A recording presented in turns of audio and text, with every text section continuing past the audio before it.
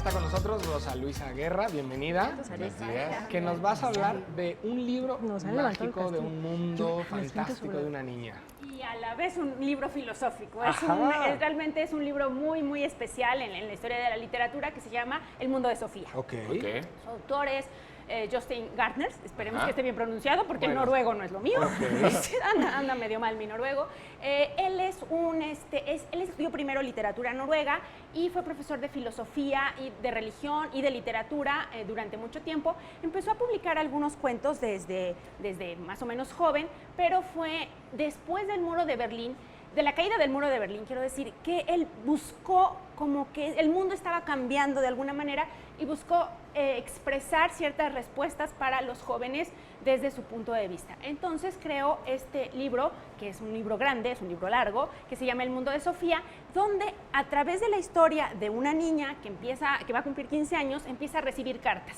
Antes que Harry Potter recibiera cartas, Sofía empezó a recibir unas cartas misteriosas, donde le empiezan a preguntar quién eres y de dónde viene el mundo. Y empieza a recibir una serie de sobres donde le van contando la historia de la filosofía. Bueno, y luego la trama se complica porque ya empieza como una reflexión entre quién es el personaje, quién es el creador, quién está vivo y quién no. Y se introducen personajes de la literatura clásica, algunos como de los hermanos Grimm, etcétera, van apareciendo ahí. Pero es un modo muy, muy interesante de presentarnos la historia de la filosofía. Oye, Rosa Luisa, ¿y cómo es el mundo de Sofía y por qué deberíamos adentrarnos en este mundo fantástico con personajes que van muy fuera de la realidad? Sí, realmente es como una amalgama curiosa, esta parte tan racional de explicarnos cuáles son los puntos de vista de los filósofos a lo largo de la historia, porque recorre, y esa es una habilidad que tiene de sintetizar de alguna manera la filosofía desde los griegos hasta Marx, y quizás un poco más, que nos expresan cada uno de ellos sobre el mundo y sobre las personas. Y a partir de eso va a ir mezclando con otras historias para mantenernos interesados, ¿no? Claro. Porque a lo mejor si nos cuentan la historia la filosofía. Oye, pues a ver, estamos ante otro libro, porque me acuerdo que el viernes pasado hablábamos de cómo acercar la historia de una manera más lúdica. Entonces yo estoy pensando que este libro quizá no tiene ilustraciones, pero la narrativa de alguna manera también acerca la filosofía como para todos, ¿no? Sí, ese es justo el objetivo que tenía el autor, acercar y hacerlo accesible. Y además, siendo un profesor que daba clases a jóvenes, tiene como esa sensibilidad, tiene esa habilidad. Bueno, no todos los profesores tienen esa sensibilidad, pero él sí, ¿no? Bueno, pero se requeriría. Se requeriría, sería muy deseable. Y precisamente lo hace pensando en una niña que va a cumplir 15 años. Los 15 años para nosotros son las quinceañeras, es otro mundo, ¿no? Noruega no es la quinceañera. También, ¿no? Bueno, está situada en 1990. 90-91, ya me falló por ahí la memoria, pero vaya, es contemporáneo, ¿no? Todavía, aunque ya han pasado unos años, todavía es contemporáneo. Y sin embargo, y tiene algunas cosas como recibir cartas, que igual y ya no pasa, ¿no? Pero todo lo que plantea todavía nos es muy actual, es un lenguaje conocido, es algo que nos puede permitir de verdad engancharnos en un buen libro y conocer de una manera diferente, a través de un mundo fantástico, la filosofía y reflexionar. Oye, y por ejemplo, estas fantasías, o como estás planteando la historia, más o menos, ¿para qué edad estaría recomendado?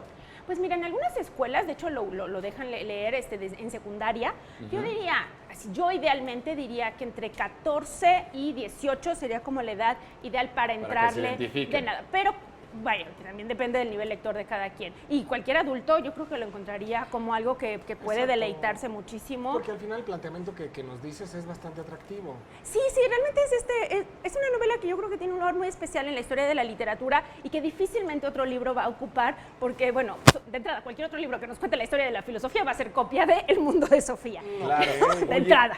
Y además tiene película. En este ejercicio de leer los libros y ver las películas, porque de cierta forma, cuando estás leyendo el libro, pues te imaginas muchísimo más cosas y más detalles. Claro. Y cuando ves la película, en ocasiones sientes que algo le faltó, algo no le cuadró, el casting estuvo mal. En este tipo de ejercicios, obviamente es mejor leer primero el libro. ¿Pero la película se adapta? Pues yo siempre he sido fan del libro, específicamente la película yo no la he visto, no podría juzgar eso en específico, pero yo siempre en general prefiero leer el libro antes de ver la película, aunque el riesgo de sentirte desilusionado, como tú mencionas. Siempre pasa así, porque cuando pasa al revés, ves la película y luego el libro, pues se enriquece más la historia, aunque ya todo lo que estás leyendo tiene cara de la película. Pues sí, o bueno, cuando las que son secuencias, ¿no? Que ves la película de la primera y luego ya para avanzar en la secuencia de los libros, pues lees primero los libros antes de que salga la película. En realidad lo que importa yo creo que es leer, ¿no? Exacto. Ya sea que brinques de la película al libro o del libro a la película, lo importante es involucrarnos en este mundo de las palabras, de la lectura y recuperar a partir de ahí pues todo lo que podemos aprender, disfrutar, viajar, soñar. Y sobre todo la filosofía, que dices que y está en tan este accesible. caso, la filosofía en una síntesis muy, muy particular, explicada como muy de cercano, ¿no? Porque se la va explicando a Sofía y ella, bueno, además de toda la trama que va viviendo, pues va haciendo preguntas, etcétera. Entonces, en esa parte es muy, muy cercano, ¿no? Algunas cosas fantásticas, sí diría yo, son muy noruegas.